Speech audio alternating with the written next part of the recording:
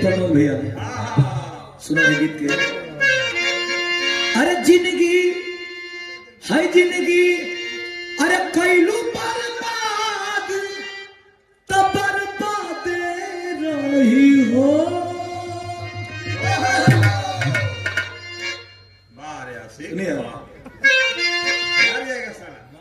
क्या दर्द है छोरे तेरी आवाज में। मर जाएगा रे, मर जाएगा। क्या?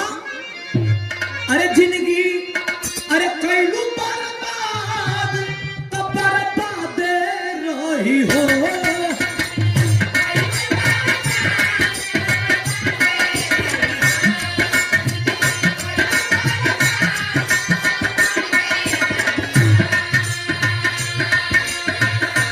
जिंदगी कैलू बर्बाद तो बर्बाद रही हो।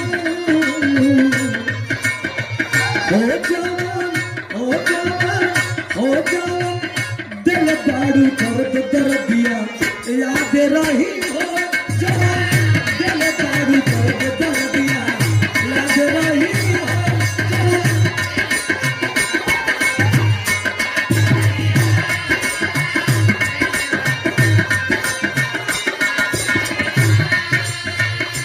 भाई गम भी सदा तोहरा बात रही हो।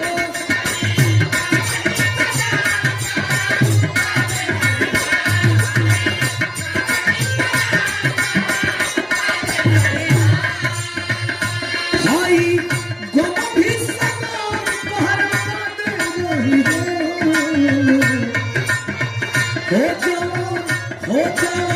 हो जवान दिल दारू दर्द दर्दिया